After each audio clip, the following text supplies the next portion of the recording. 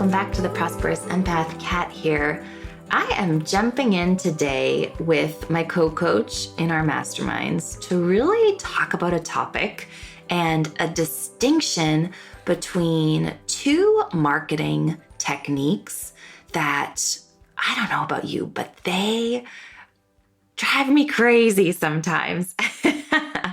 And it's really the difference and the distinction between being sold to versus being enrolled in someone else's services or offerings, and how and why they're different, who uses each technique, and which one I personally think is more effective and creates more lasting change. Now, this is something that we talk about at length in our Unbounded and Emerge Masterminds, because honestly, I think enrollment is at the heart of what coaching is really about.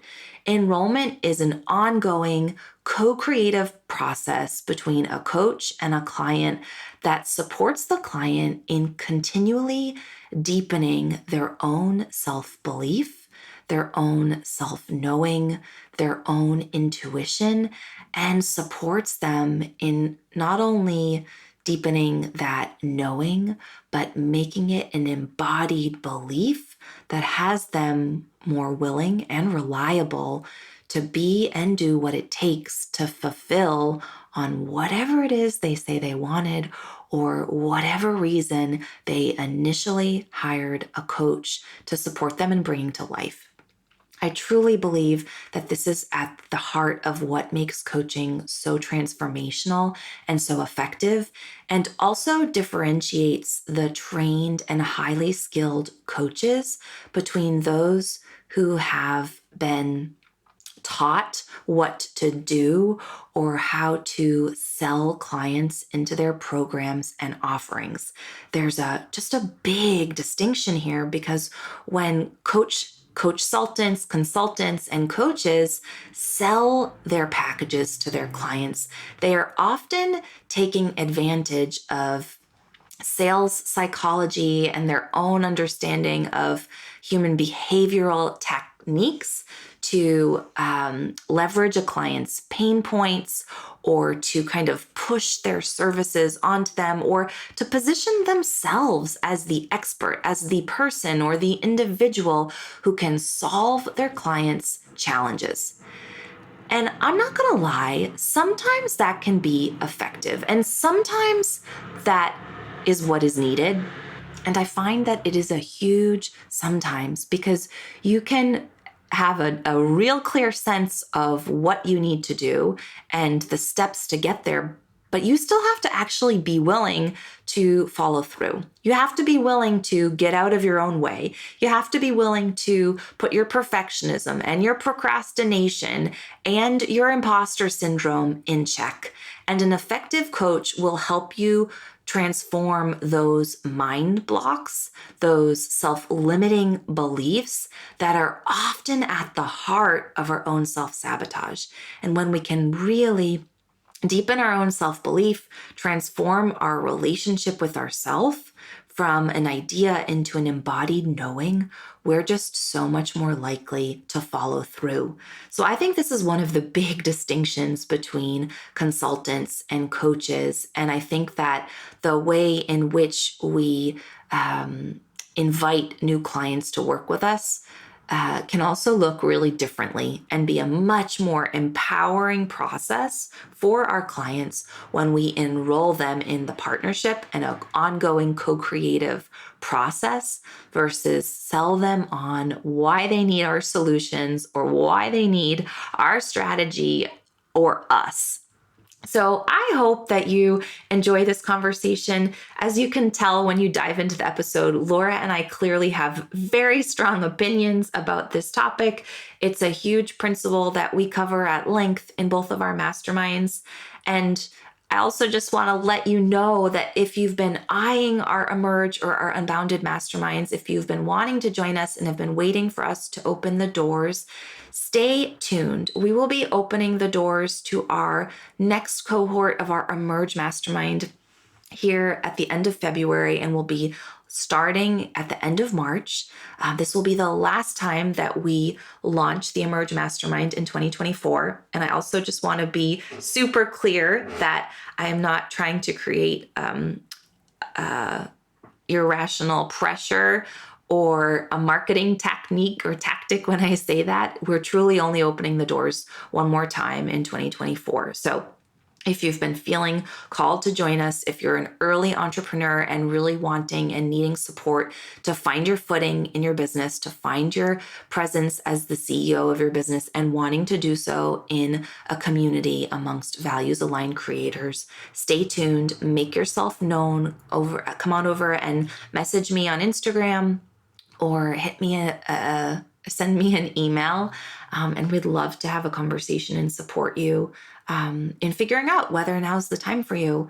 And if you're an established entrepreneur and you have been wanting to join us in Unbounded maybe for years now, we'll be opening the doors 2 more times in 2024, once here in April and then again in July. So those will be the 2 last opportunities to join us through the end of 2024. So stay tuned.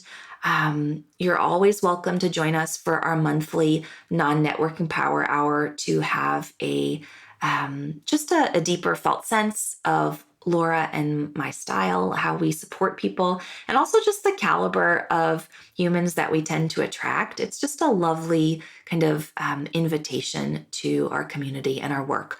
Our next non-networking power hour is coming up here on Monday, March 11th at 12 noon Eastern time, and we will drop the link in the show notes to join us. And with that, let's dive in. Hello and welcome to the Prosperous Empath podcast, designed especially for empaths and highly sensitive entrepreneurs just like you who are committed to achieving holistic success.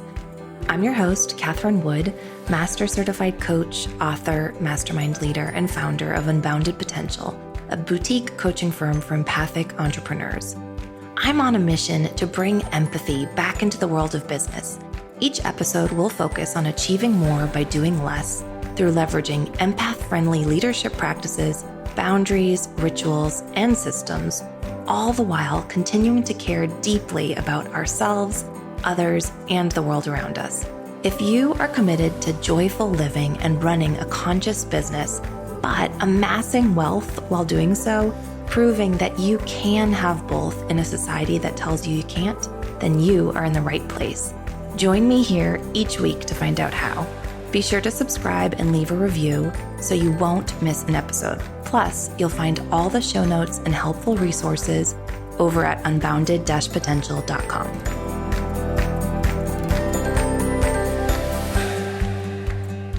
Hey, Laura, welcome to the podcast. Hey, good to be with you. So I know we were chatting before we hit record about what we want to talk about today, and I really appreciate kind of the vantage points that we're bringing to this conversation.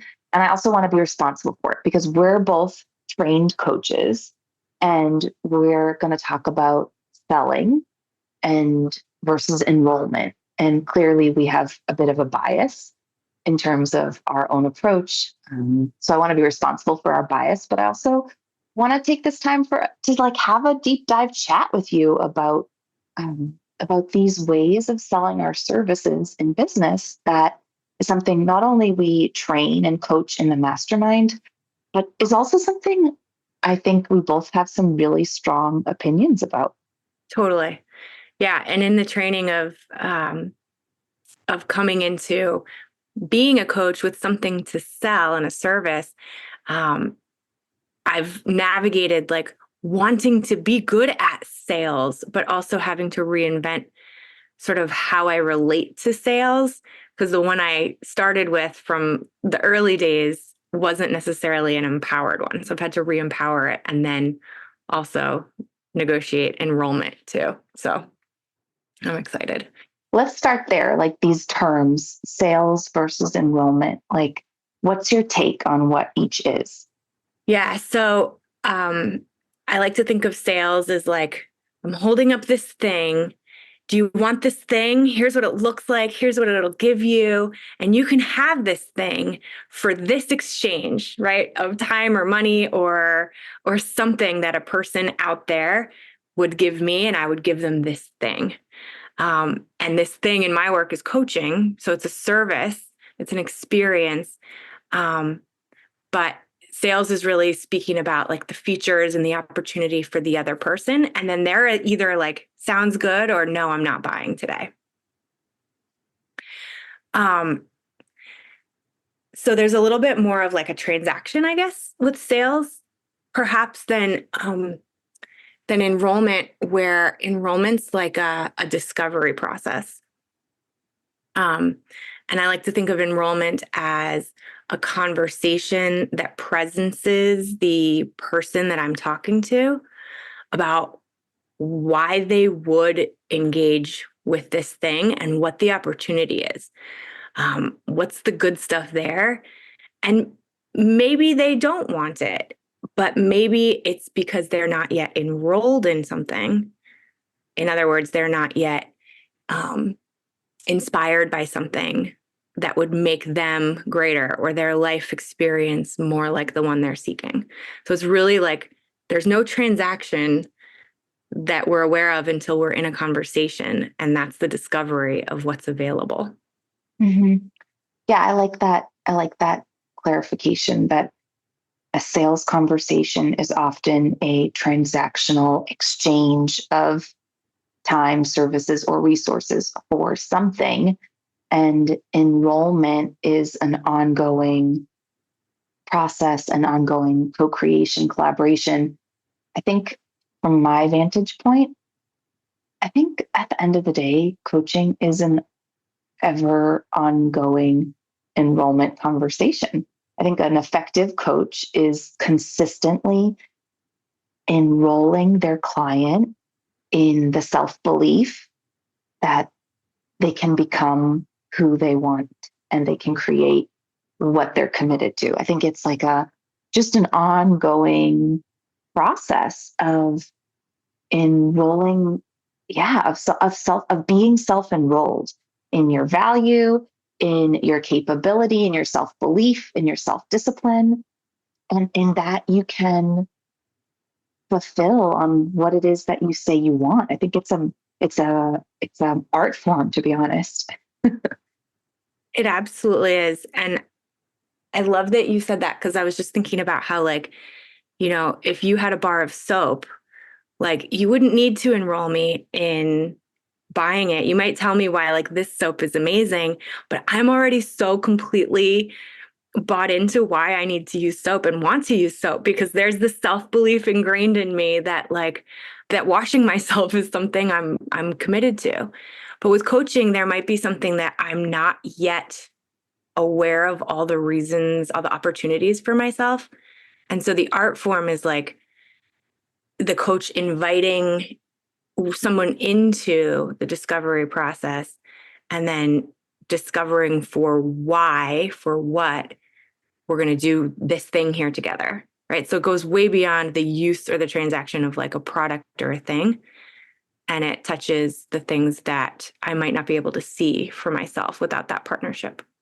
So I feel like this sounds really theoretical and might be hard to like grab hold of for my audience. So let's dive into some of our own experiences, like being sold to versus being enrolled in something, and how the experience has gone and felt differently. I mean, I'm totally happy to jump in. So I think there's many, I like to call them coach consultants who work with coaches or who perhaps call themselves coaches, but really have a consulting approach, which for me is more of an advisory or strategic approach.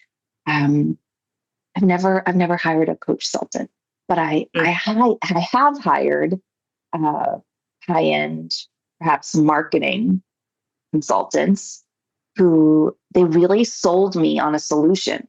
I've shared some challenges with my business and my lead generation and wanting to find which don't we always, like wanting to find this easy solution to market my business that was low effort and high conversions and happy to, throw money at the problem. And Mm. they really sold me on themselves. Like they knew how to sell, they sold me on their solution. They really bought my challenge in business, and they kind of sold me on all these bells and whistles of these ad campaigns that they were going to put in place and what the outcomes and the products would be. And I was like, I was smitten, right? Like I was totally smitten by this idea of someone else solving one of my biggest challenges in my business and ongoing nature in terms of my own kind of time and energy commitment. And it was a total disappointment. Like they really didn't deliver on what I had expected to be receiving. And I think something that I've learned with a lot of practice is that in any of those ongoing relationships, I always try to provide ongoing feedback around what I expected and how it's going and what I wanted versus what I'm receiving. So there's that kind of co-collaboration. But even with that ongoing feedback, like they never met me where I was. And um and I'm just mindful that um like they never captured my voice. So I think I really kind of just got sold by someone with some really great skills, um and there was a total value misalignment. I'm curious. You said that they like just totally got your problem and you were smitten.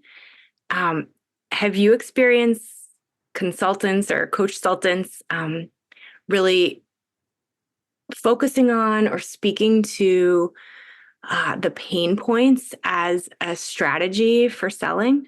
I think that, I mean, absolutely. I think that coach sultans often um, are really intentional with their words and their language in a way that can really kind of draw you in. Mm. Um, and I think what's really so impactful for me is that when you're sold on a consultant or a coach consultant to solve a problem, then you're enrolled more in the problem than you are in the future. And I think when you're enrolled in a problem, you're often coming from that problem orientation, like what's not working, what's wrong, and you're focused on that. Like this is an issue, this is a concern, like this is not okay. And that mindset doesn't create forward momentum, right? It also doesn't create a whole lot of possibility or expansion. Like when we're in that very black or white fixed mindset around what's not working and what's wrong, like we're so focused on fixing it um, that there's not a lot of room for expansion and partnership, and we're also typically more committed to the problem than the solution. Yeah, you said enrolled in the problem. Like when you're working on the pain points or the problems, you're in this like worldview that the problem is the center. And I know you and I practice, and in the enrollment work that we do, we practice centering opportunity and future that doesn't start with anything wrong or anything to fix. And that's sometimes like a mind shift because I think a lot of humans, you know, we're hardwired to know fear and to want improvements and slow incremental change, um, but we're about creating lasting change and transformation. And that has to come from a different place that we don't know yet. And that I Yeah, think why it's an art form.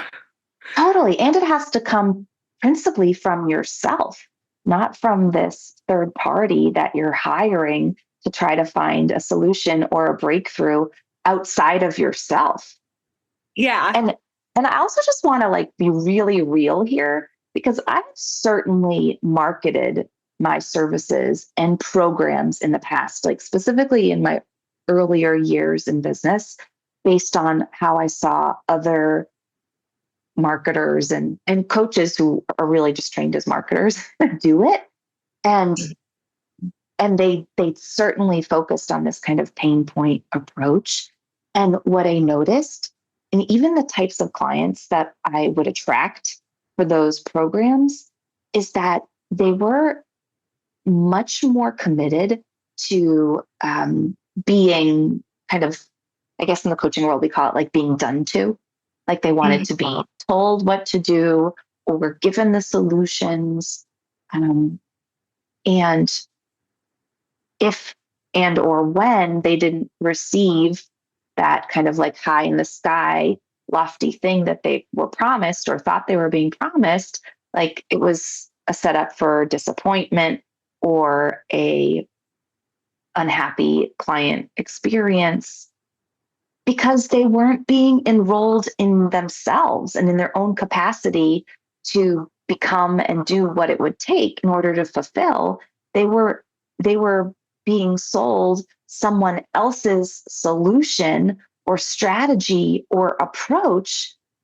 But and this is, I think, some like a real challenge in the online business world is that a consultant who, let's be honest, may be more effective at sales, not necessarily, but may, unless they also have the coach skill set to support their clients in believing in themselves or in believing in their deservingness, their worthiness, their capacity, trusting themselves sufficient to follow through on the strategies and approaches that they were being guided to do, then they're still not going to fulfill. Like they're still not going to achieve what they came for. And then they're going to be disappointed and frustrated and unhappy because they were, promised something. But it's kind of like, it's like gosh, I just think it's a real setup.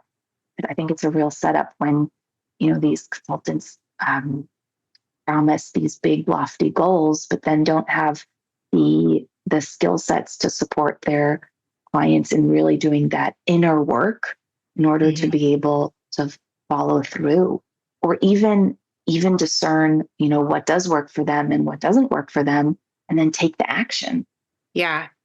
When you say a lot of people just show up and want to be, quote, done to, it reminds me of the language that was used to sell me on a program that was consulting, coaching, definitely professional and personal development. But the language they used was, this is a we do it with you program, not a we do it for you program. And I liked that because it involved me, but it still like allowed me to need to be done with, right? To like require the expertise of this company and this group of people to like know what I was doing. And so it was like a step in the direction of having me generate my own wisdom and vision and power. But I noticed for me, like I held back a little bit because there was still an expertise that was needed that wasn't mine. And so, whether it's do it to me or for me or with me, I think it's just missing the spaciousness that someone with like high level coach training will leave for the individual to like name what is needed and know and trust themselves through the process. I was just noticing that we were sharing about examples when we were like sold to, and it might be cool also to hear like times when we really got enrolled in something and it was like delightful and a cool experience instead of like being coaches who enroll, but like when did we get enrolled? I mean, the first example that comes to mind is actually a coaching colleague of ours, and he and I trained together as coaches. And he kind of went into the program, and jumping out of the gate was quoting his services at a really high rate. And I think all of us were so impressed at him because he had like a very high net worth network, and he'd worked in industries that had really kind of high price point levels of investment. So he was already really practiced in quoting high rates. And I always I always used to tease him because I just think he's like a master enroller. Like he really helps you. He has a gift for helping people believe in themselves at a degree outside their own realm of conscious awareness. And I remember it was like, I don't know, maybe my first 4 months, 6 months training as a coach with him, and he was doing so well in his business, and I was working so hard, and hadn't started generating the results, and Mm. um, and I had this conversation with him where, gosh, I don't think I'll ever forget it, but he just painted this picture for me of my own skills as a coach in a way that I hadn't really claimed yet as true for me. Like I hadn't really acknowledged for myself how skillful of a coach I was, and how powerful I could be in the reflections I offered. And he just reflected. He reflected my skill set in a way that I could really grab hold of, because it was very specific. It was based in kind of who he knew me to be and stories and experiences he had had with me. And then he told me that I was going to double my coaching rate, that I was worth like significantly higher than I'd been quoting. And he didn't stop there, but he was like, and I have the perfect client who will absolutely hire you at this rate. And he referred someone from his network to me. And I I followed through on what he said. And it was my first breakthrough in like a money belief capacity. And it really started with his ability to help me believe in myself more than I was currently believing myself as deserving or worthy or capable of. I love this because I hear so many differences from like what a consultant would do. One of the main ones I just heard, you said earlier that a consultant or even marketers are really like intentional with the language they use, and it's about the service they provide. Whereas this colleague you're describing was really powerful and masterful with his language, but it was all from a place of relationship, stuff he knew about you because you were related to each other as humans. And then all of his powerful language was around you and your possibility, so much so that you were able to see that reflection, claim it as yours, and then show up to it and like take this client to the next level, right? Like his language was all like exposing what was there for you to see instead of what was like exposing what I have over here, right? For you to get on board with or lose. Yeah. I mean, I love that you highlight that because it's so true. Like in a sales approach, a consultant sells you on their expertise, on positioning themselves as the expert. And in an enrollment conversation, a coach supports you in enrolling yourself more in yourself, which is Mhm. in our world, right? Like the gosh, the approach for lasting change and growth and transformation, right? Like it's an ongoing process of continually enrolling yourself in who you are and becoming more of who you already are, because it's not like I wasn't already those things, right? I already was a really skillful coach. I just didn't believe in myself yet that I was. I didn't kind of believe it in my heart. And so that lack of believing it in my heart was a real, you know, setup for failure or ongoing disappointment or self-sabotage, right? So I think that's one of the gaps in a selling versus an enrollment approach is that if you're sold to on someone else's strategy, and even if the strategy is extremely effective, results proven, and the consultant has the years of expertise to kind of back up her approach or strategy, like if you don't actually believe that you're deserving or worthy or that what she says is possible for you, like if you don't believe in your heart that it's possible for you, you will self-sabotage.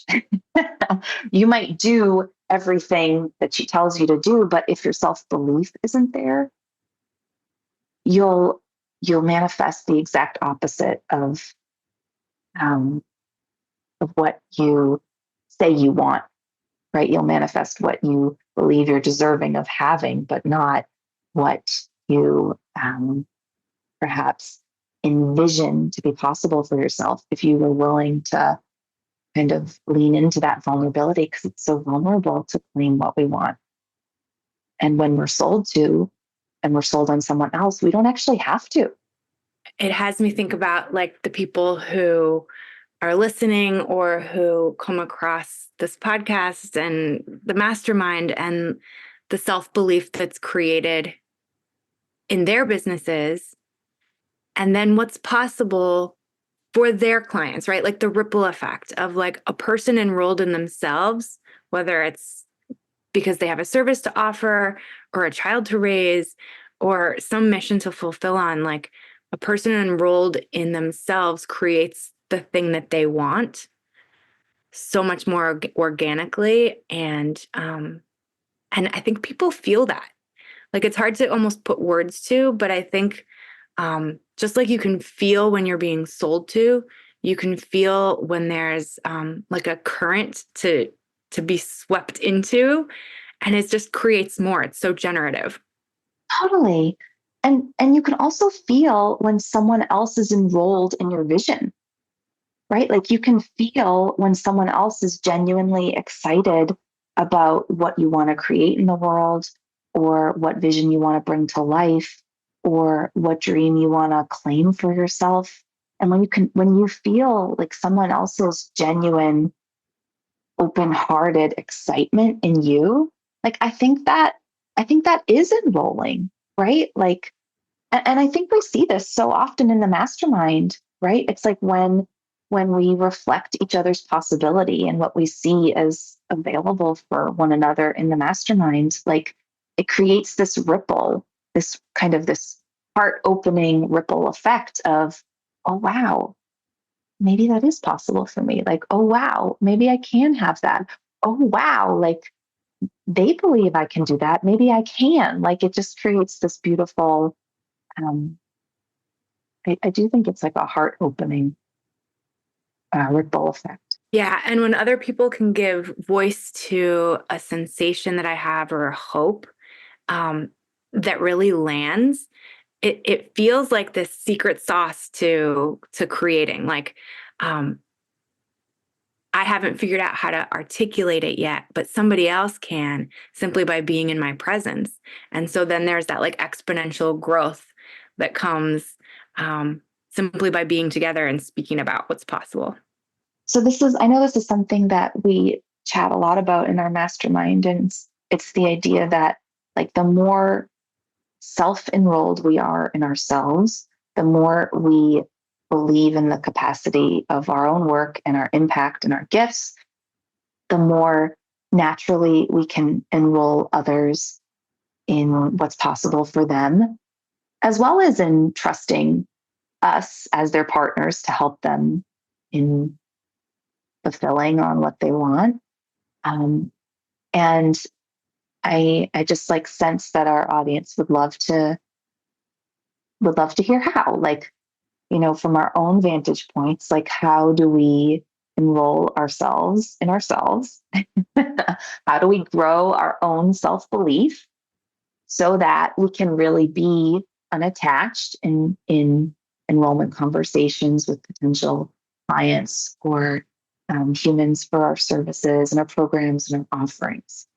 I'll jump in. One thing I do, one how for staying enrolled in myself is that I will have the answer for myself posted somewhere, written somewhere, saved somewhere, or I will have asked a colleague to remember this answer for me when I ask, because I know I'm going to forget or lose sight of the bigger picture, and I'm going to get caught up in just the day-to-day of life. And so it has to be somewhere outside of me, for me to see, oh, right, I'm leaving my office to go down and serve my kids dinner because there's something bigger for me in this than serving dinner. I have like beautiful photos of our family, the adventures that I see that we're going to be going on, and these things that are greater than just this moment. Or I'll have colleagues say, like, yeah, there's like 16 women out there who really are excited about your services. You already said where they live. Go call them, or where they spend time. Go connect with them.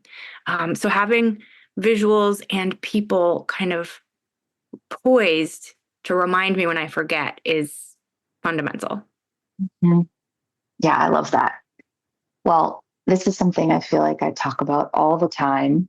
Um, and it still is true today as it was a decade ago, but it's resourcing myself and really focusing on my own nervous system regulation, because I notice that when I show up to a conversation in business or for a podcast interview or with a potential client or with anything I really want, like if my nervous system is regulated, if I'm resourced, if I'm if I feel grounded and centered and having taken care of myself, then I am so much more capable of separating myself and my self value or my self worth from the conversation at hand.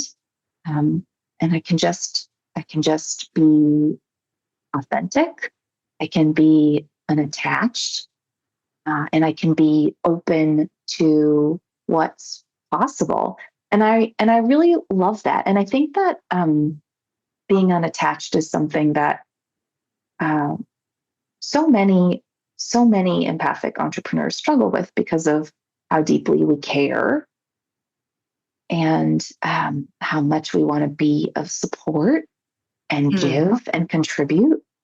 Um, and I think that the single practice that's made the biggest difference for me in letting go of my own attachment after prioritizing my nervous system, after taking care of myself, making sure I show up resourced to any call or conversation, is being fully authentic, like Mm. in um, in just like putting my heart on loudspeaker. Like if I really want to work with someone, like just authentically let them know and share with them why I would love to work with them and why I'm so excited about it.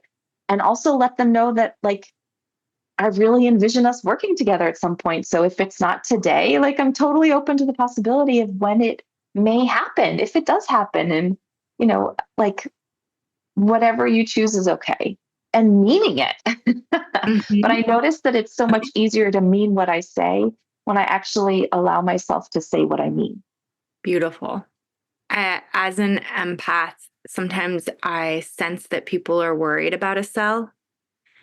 Um, and so one of the practices that has supported me is just practicing inviting permission and getting consent before shifting into any new conversation. So um, I call it creating the listening. like, hey, is it okay if we shift into a conversation about me sharing everything I'm excited about doing together? And then if they're like, yeah, then I can put down all of my mind chatter concern about what they may be thinking or worrying about because they've agreed. Or, Yeah. hey, is it okay if you just tell me like all of your fears right now? And then we know we're in a fear-based conversation and there's no question. And it just allows for so much more of that authenticity I think you're speaking about. Yeah. And I think that that reminder that getting permission along the way, permission to share what we see, to reflect what we heard, to extend an invitation if it feels aligned, like it creates that safety, that partnership, um, that kind of partnership to do so, which can feel just so much more like you're in it together rather than being done to or being sold to or. Yeah. Um, well, let's as we wrap up here, like um, I think that how we enroll other people in what we see for them is it extends like so far beyond coaching, right? Like I know you're a mom. I'm looking forward to becoming a mom, but I think it affects every aspect of life. So I'm curious, um, like what are your favorite tools, questions, practices in enrolling others? In enrolling others, one of my favorite practices is prioritizing my curiosity over my opinion. Like I Mm, regularly invite myself because I love having an opinion and like waxing poetic about what I think. Like my intellectual space is so delightful to be in, and I notice it's not always enrolling. And so when I shift to being curious, whether it's about something I'm up to, something they're up to specifically, it just invites more of that partnership and that safety. So I regularly practice putting down what I know and picking up what I don't in service of like creating something new together. Um, that's probably my biggest practice in enrolling in relationship in general. mhm. Oh, that's gorgeous. Like being willing to put down what you know. So much easier said than done, Uh-huh. especially in those like particularly important relationships in our lives. Mm. Oh, yes. Um, I noticed for me, um, over the years, it's had a lot more to do with my own internal excitement meter. Like, Mm. for instance, I think people often seek out coaches when something's not working and they're more committed to change than they are for things to continue going the way they go. And that's not why people hire coaches. I feel like people hire coaches because they get more excited in what they want than in all the reasons why they can't have it. Mm. And oftentimes, if we're not taking the leadership in those enrollment conversations, we can stay in those kind of low vibe, low energy conversations around what's not working and why it's not working and all the reasons and excuses and explanations. And that is so not enrolling. So That doesn't fit you? I always tune in like energetically, like how excited do I feel in this conversation? How enrolled am I in their vision? Like how like dripping with excitement do I feel about what they want? Because as an empath, right? Like I can trust that if I'm not genuinely excited about what they want, like if I'm not enrolled in the possibility of their dream, then they likely aren't either because I'm just a mirror for what they're saying. And it's not just a mirror for what they're saying, but it's also a mirror for who they're being, like what energy they're bringing, especially as empath partners. Love it. Oh man. Well, I appreciate this conversation. It feels like a really new invitation for Mm. heart-centered entrepreneurs to uh, to market themselves differently, to have open-hearted conversations with their clients and clients to be with an enrollment approach. Yeah.